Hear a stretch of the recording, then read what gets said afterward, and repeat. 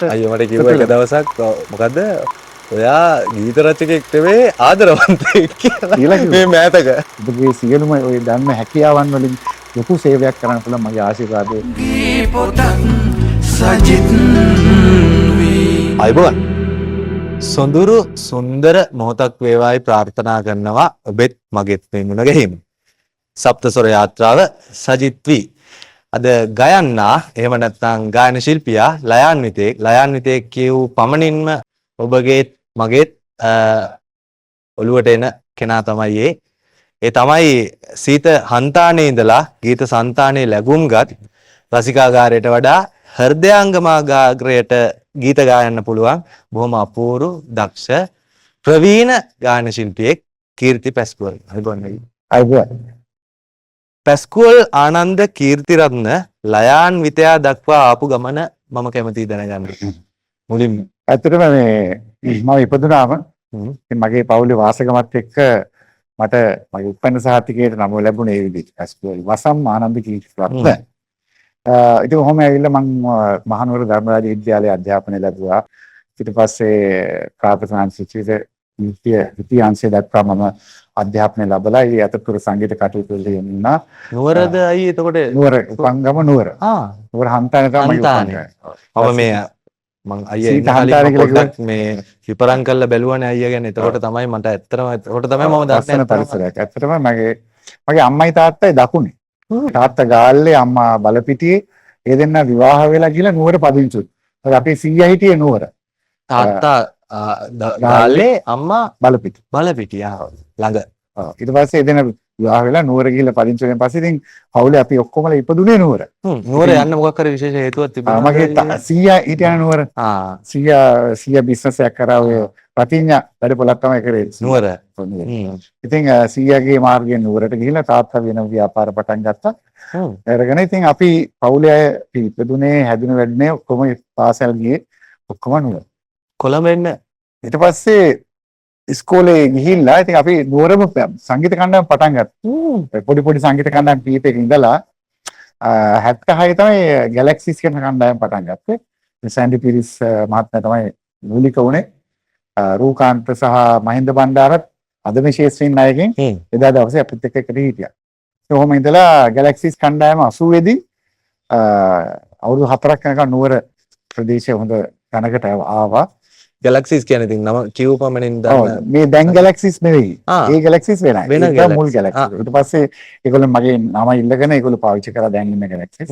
ඒකට මම අවසර දුන්නා. මොකද අපේ ඒ සංගීත කණ්ඩායම ඒ කාලේ එතකොට අයියා පටන් ගත්ත බෑන්ඩ් එක නේ ගැලැක්සිස් කියන්නේ. සෑන්ඩි පීරිස් මහත්මයා තමයි ඒක ආරම්භ කළා. ඉතින් අපි එහෙම ඉඳලා කොළඹට ආවා 80 වෙනකොට කොළඹට ආවා.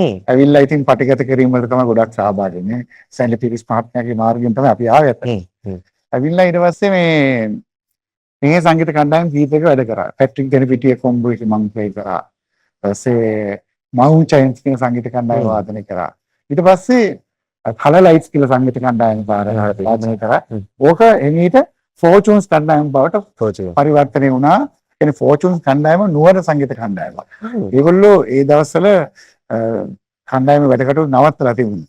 ඉතින් මේ ෆෝචුන්ස් කණ්ඩායමේ ගොඩක් අය තමයි දැන් මේ දැන් කොළඹට ඇවිල්ලා මේ වෙන වෙන කණ්ඩායම් වල එකතු වෙලා වාදනය කරන්නේ. කවුද හිටියේ අයියේ තව ඒක ඉතින් සෑන්ඩි පීරිස් මහත්මයාගේ මල්ලි නිල්ටන් පීරිස් මහින්ද බණ්ඩාර සරත් වික්‍රම එතකොට මම හිටියා ඊට පස්සේ මගේ අයියා පද්මසිරි මේ ඔක්කොමලා හිටියේ ෆෝචුන්ස් කණ්ඩායමේ හිටපු වාදන ශිල්පී දක්ෂයෝ ටික දක්ෂයෝ රෑනා.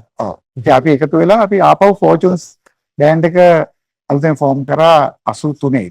ඉතින් ඒ කණ්ඩායමේ ඉන්නකොට තමයි මගේ ගීත මට පටිගත කරගන්න හම්බුනේ. කොහොම ඉඳලා ඔය කීර්ති පැස්කුවල් බවට පත් වුණේ අර පැස්කුවල් ලසම් ආනන්ද කීර්තිරත්න අර ගායකයා වුණාට පස්සේ. මගේ ගීත මම ගායනා කරාට ඒ මුල් වරට මගේ ගීතයක් ස්වාධීන රූපහාන තමයි ප්‍රචාරය වුණේ. විකාශනය වුණේ 85. 85 තමයි මගේ ගීත ජනප්‍රිය වෙලා මම ගායකයෙක් වඩපත් වුණේ 1985. එතෙන් සිට මම අර මගේ දිගනම වෙනුවට කීර්ති පැස්කුවල් වඩපත් වුණා. කොහොම ගිහිල්ලා මේ ලයන්විත වුණේ නම් කොහොම මෑත කාලේ අපේ ಭಾರತಿ අයියා තමයි දැන් මොකද මම 2000 සිට 2004 දක්වා ලංකාවෙන් බැහැර වෙලා ඉඳලා නැවත ලංකාවට ආවා. හ්ම්. එතකොට ওই කඳුල කැසට් එක CD එක නිකුත් කරන කාලේ එතකොට මේකට කඳුල කියලා නම එකට තමයි ඔකට දැම්මේ පොඩි ස්ලෝගන් එකක් හැටියට ලයාන්විතයාගේ යලික පැමිණීම කියලා. එතනින් තමයි මාව ඉතින් ලයාන්විතය කියලා කියන ඕන කෙනෙක්ට ඊළඟ වචනයට අර මේ මොකද්ද කියන්නේ ඒකට අර යුගල පදයක් වගේ වෙලා තිනවා.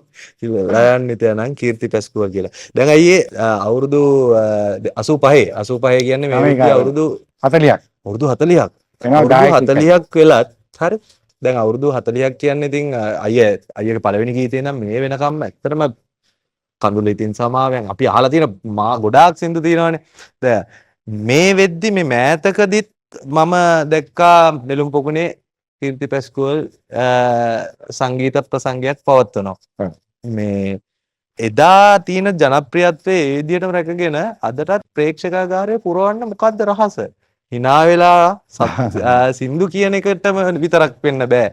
ඊට වඩා මොකක් හරි ලොකු රහසක් තියෙනවා මම විශ්වාස කරනවා. ඒක මං හිතන්නේ එක කාරණාවක් විතරක් නෙවෙයි. මොකද ශිල්පියෙක් ජනප්‍රිය වෙනවා කියලා කියන්නේ ඔහුගේ නිහතමානීකම හුඟක් වෙලාවට බලපානවා. දැන් මම බොහෝ විට අර සාමාන්‍ය පුද්ගලෙක් හැටියට තමයි සාමාන්‍ය ජීවිතය ගත කරන්නේ. මම ගායකයෙක් බවට පත් වෙන්නේ මම වේදිකාවට ගිය වෙලාවට. දැන් මම මයික්‍රොෆෝනයක් අතට අරගෙන මම ගීත ගායනා කරනකොට මම කීර්ති පැස්කුව. හැබැයි එතනින් පල්ලෙහාට ආවම අපි කවුරුත් වගේ සාමාන්‍ය මිනිස්සු. මම ඒක ස්ථීර කරනවා අනිවාර්යෙන් කීර්තිය එහෙම කෙනෙක් මම ඒක දන්නවා. ඉතින් ඒක මිනිස්සුන් ඒක ඇත්ත නැත්තද කියන මේ කාලයක් තිස්සේ බලාගෙන ඉන්නේ. මේක බොරුවට කරන්න පුළුවන් දෙයක් නෙවෙයි. අපිට ওই නිහතමානීකම කියලා කියන එක හෝ අර පොළොවේ පය ගාලා ජීවත් වෙනවා කියන එක විහිං හදා ගන්න පුළුවන් දෙයක් නෙවෙයි. ඒක සාමාන්‍ය ජීවිතයෙන්ම එන්න ඕන දෙයක්.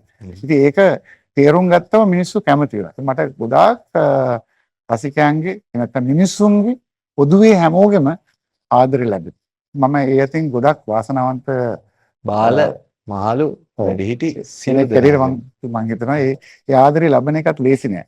ඉතින් ඒකත් එක කාරණාවක්. ඊට පස්සේ මම ගායනා කරන්න බොහොම හදවතට දැනෙන බොහොම අර මෘදු හඬින් ලයාන්විතහට කියලා කියන්නේ ඒකනේ. ඒ මෘදු හඬින් කෙනෙකුගේ හදවත නිවෙන්න තමයි මමගේ ගීත මම තෝරගන්නේ ගායනා කරන්නේ.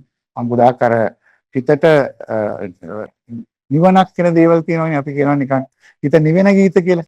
හිත නිවෙන ගීත තමයි මම ගායනා කරන්නේ වක්ලයට අවශ්‍ය කරගන්නේ ගායනා. මේ ඔක්කොමත් එකතු වෙලා තමයි ඒ වගේම මම ගොඩාක් සමාජ සේවාවන් කරනවා. මේවා හරහාත් මට ගොඩාක් ප්‍රේක්ෂකයන්ගේ ආදරය ලැබෙනවා. ඒකේ බොහෝ ශිෂ්‍ය සංඛ්‍යාවක් ඉන්නවා. ඔව් හඬ වොයිස් ට්‍රේනින් මම දන්නවා.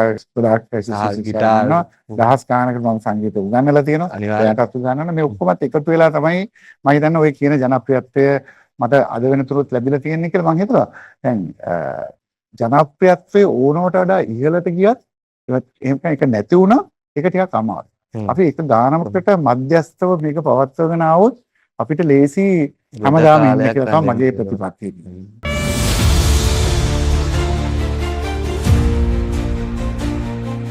ගේ පොතක් සජිත්